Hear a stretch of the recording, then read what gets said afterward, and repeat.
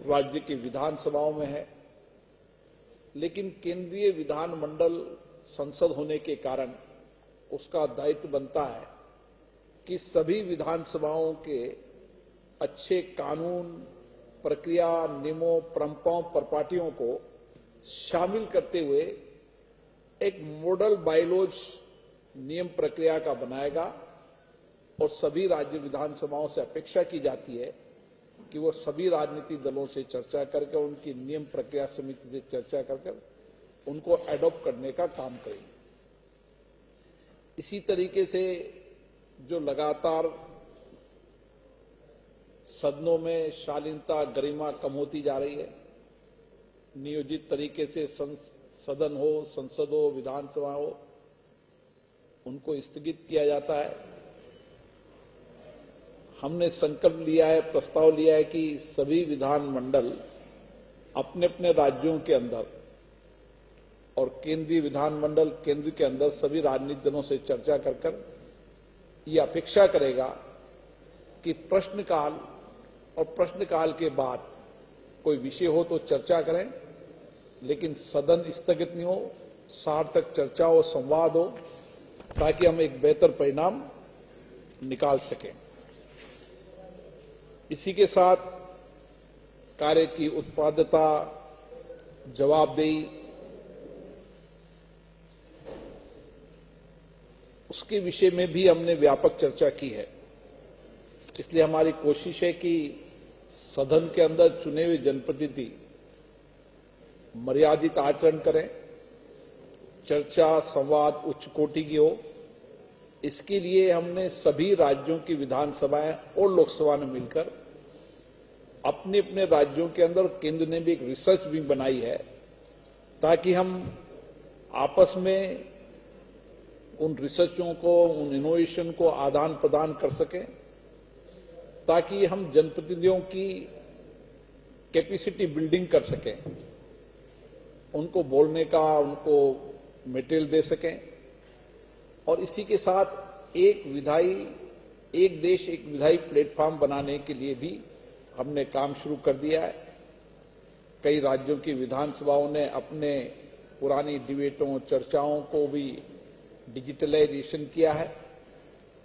अब आने वाले समय के अंदर एक निश्चित समय में केंद्र विधानमंडल और राज्य विधानमंडल एक प्लेटफॉर्म पाएंगे जिसपे हर डिबेट होगी, चर्चा होगी, संवाद होगी, और जहां पर उन्होंने ऑनलाइन कर रखा होगा उसको चाहे अलग अलग सिस्टम से, कई यूट्यूब से, कई टीवी चैनल से, तो एक प्लेटफॉर्म पर सबको ऑनलाइन लाइव भी डिबेट, चर्चा नजर आएगी। इसी के साथ साथ जो पूर्व में उपराष्ट्रपति जी ने भी चिंता व्यक्त की कि हम सबका मानना है कि विधायी सर्वोच्च है, कानून बनाने का अधिकार उनको है, जनता उनको चुनकर भेजती है, जनता में विधायी के प्रति विश्वास है। इसलिए जब संविधान ने शक्तियों के पृथक्करण का सिद्धांत है, तो हमारा ये मानना है कि न्यायपालिका का सम्मान, उनकी स्वतंत्रता का सम्मान करते हुए हमारी ये अपेक्षा है कि वह संवैधानिक सीमाओं का और परंपराओं का सम्मान करें, ताकि सभी संस्थाएं अपने अपने क्षेत्राधिकार में काम कर और आपसी सामंजस्य से एक बेहतर काम कर सके। संसदीय समितियों के बारे में भी बड़ी चर्चा हुई और पीठासीन अधिकारियों का मत था कि संसदीय समितियों को और सुदृढ़ किया जाए और मजबूत किया जाए। जो संसदीय समितियों में चर्चा होती है, दल से ऊपर उठकर होती है। इसलिए संसदीय समितियों की रिपोर्टों को सरकार माने, उनके सुझावों को माने, उनका एग्जीक्यूशन रिपोर्ट संसद की तरह विधानसभाओं के अंदर सरकार ने क्या एग्जीक्यूशन किया, कितनी प्रतिशत सिफारिशें मानी, इसका भी आकलन और समीक्षा लगातार होगी। राज्य विधानसभाओं के अध्यक्षों का मत है कि संसदीय समिति की रिपोर्टों पर भी सदन में चर्चा होनी चाहिए, जो संसदीय समिति की रिपोर्ट टेबल हो चुकी हो। और मुझे आशा है कि आने वाले समय में इस दिशा के अंदर भी कार्रवाई होगी और संसदीय समितियों की रिपोर्ट पर भी व्यापक रूप से चर्चा होगी। इसी के साथ हमारी कोशिश है कि प्रोडक्टिविटी और क्वालिटी दोनों विधानसभाएं या लोकसभा में बेहतर हो। इसके लिए हमने एक नया मैकेनिज्म डेवलप किया है कि जितनी भी बेहतर रिसर्च है, पुरानी डिबेटें हैं, पुरानी चर्चाएं हैं, पार्लियामेंट की 1929 से अभी तक हम उनको एक प्लेटफॉर्म पर ला रहे हैं। मेटा डेटा प्लेटफॉर्म पर आप किसी के नाम से, किसी के सब्जेक्ट से कभी भी कोई भी डिबेट को देख सकते हैं। इसी तरीके से राष्ट्रपति जी के अभिभाषण जो संसद में हुए हैं, माननीय प्रधानमंत्री जी के भाषण जो संसद में हुए, उनका भी हमने एक बुक्स बनाई है। राष्ट्रपति के अभिभाषण की बुक का विमोचन यहां हुआ है। आने वाले समय में प्रधानमंत्री जी की हिंदी, इंग्लिश और कई भाषाओं के अंदर हम एक बुक निकाल रहे हैं जो आज तक उनके भाषण संसद में हुए हैं। इससे एक और महत्वपूर्ण बात यहां पर निकल कर आई कि संसद हो चाहे विधानसभा हो, इनके प्रति लोगों की सक्रियता बढ़े, आस्था बढ़े, विश्वास बढ़े, क्योंकि यही संस्था है जो लोगों के सामाजिक आर्थिक कल्याण के लिए काम कर रही है, कानून बनाने का काम कर रही है। इसलिए आम जनता, चाहे नौजवान हो, विद्यार्थी हो, स्कूल कॉलेज के अंदर संविधान को जाने, संसद विधानमंडलों की कार्रवाई में उनकी सक्रिय भागीदारी हो, कानून में उनकी सक्रिय भागीदारी हो। उसके लिए युवा और महिलाओं के अंदर विशेष रूप से अलग अलग राज्य की विधानसभाएं और केंद्रीय विधानमंडल सभी प्रदेशों के अंदर, देश के अलग अलग हिस्सों के अंदर, स्कूलों, कॉलेजों के अंदर संगोष्ठी, सेमिनार, युवा संसद, इस तरीके से कार्यक्रम आयोजित करेगी। इसके पीछे का हमारा मकसद है कि डेमोक्रेसी के प्रति एजुकेटेड हो, किस संस्था की क्या जिम्मेदारी है, ये सुनिश्चित हो। इसी के साथ चाहे पंचायत राज हो, चाहे नगर पालिका हो, जितनी भी लोकतांत्रिक संस्थाएं हैं, उन संस्थाओं में सदन की कार्रवाई कैसे चले, उसके लिए पार्लियामेंट में एक मॉडल बायलॉज बनाया है। सभी राज्य की विधानसभाओं को भेजे हैं। राज्य की विधानसभाएं अपनी राज्य सरकार से चर्चा कर उन सदनों के अंदर, चाहे पंचायत का हो, चाहे नगरीय क्षेत्र हो, उनके अंदर भी सदन व्यवस्थित तरीके से चले, वहां भी अच्छी चर्चा हो, डिबेट हो, विषयों पर चर्चा हो और एक बेहतर परिणाम निकले। तो चुनी हुई जितनी भी लोकतांत्रिक संस्थाएं हैं, उन संस्थाओं को अगर में बेहतर डिबेट होगी, चर्चा होगी, समस्याएं, अभाव, आकांक्षाओं, अपेक्षाओं पर चर्चा होगी, तो बेहतर परिणाम होगा और कार्यपालिका की जवाबदेही भी तय होगी। इसीलिए संसद क्योंकि सर्वोच्च संस्था है, इसलिए उसकी जिम्मेदारी बनती है कि वह समय समय पर राज्य के विधानमंडलों से चर्चा कर एक बेहतर संवैधानिक संस्थाएं, उत्कृष्ट संस्थाएं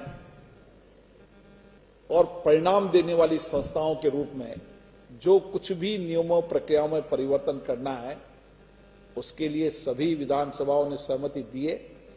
मुझे आशा है कि जयपुर में होने वाला पीठासीन अधिकारी का सम्मेलन एक बेंचमार्क होगा और जो इसमें फैसले लिए या जो फैसले निर्णय लिए हैं, उनको एग्जीक्यूशन करने के लिए समय समय पर केंद्र के स्तर पर भी, राज्य के स्तर पर भी सभी राजनीतिक दलों से चर्चा कर कर इन निर्णयों फैसलों को एग्जीक्यूशन करने का प्रयास करेगा।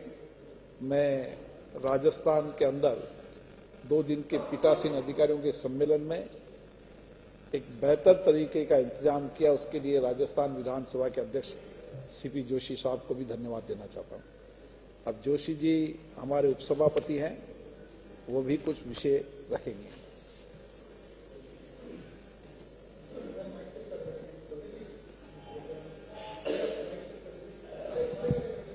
अच्छा,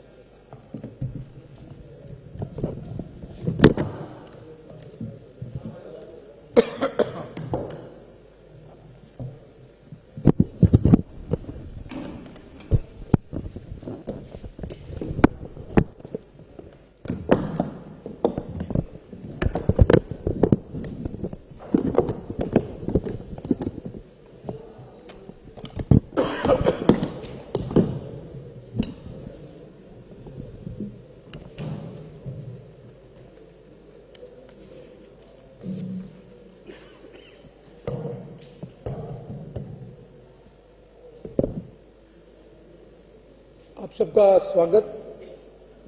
राजस्थान विधानसभा अध्यक्ष के नाते मैं सम्माननीय बिरला साहब का बहुत बहुत आभार व्यक्त करता हूं कि उन्होंने राजस्थान विधानसभा को 83वां पीठासीन अधिकारियों का सम्मेलन आयोजित करने का अवसर दिया। उसके लिए मैं उनका बहुत आभार व्यक्त करता हूं। और राजस्थान विधानसभा के अध्यक्ष के नाते मैं इस बात को भी गौरवान्वित अनुभव करता हूं कि राजस्थान के विधायक रहे माननीय ओम बिरला जी, राजस्थान के विधायक रहे माननीय जगदीश धनखड़ जी आज लोकसभा और राज्यसभा के अध्यक्ष सभापति के पद पर सुशोभित हुए। और ऐसे अवसर पर अमृतकाल में राजस्थान विधानसभा को यह अवसर दिया, उसके लिए मैं व्यक्तिगत तौर पर आभार व्यक्त करता हूं। राजस्थान विधानसभा के सभी सदस्यों की ओर आभार व्यक्त करता हूं।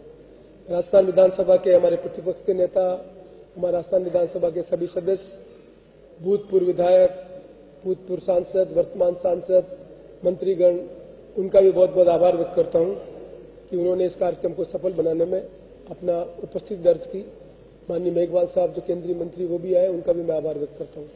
खासतौर से क्योंकि ये एक ऐतिहासिक अवसर था जिसे मैं मौका दिया, तो माननीय बिरला साहब के उपस्थिति में जो मैं घोषणा करना चाहता हूं वो है कि राजस्थान के मुख्यमंत्री ने हमारे पीठासीन अधिकारियों की मुख्य चर्चा ये थी कि पीठासीन अधिकारियों को वित्तीय स्वायत्तता मिलनी चाहिए।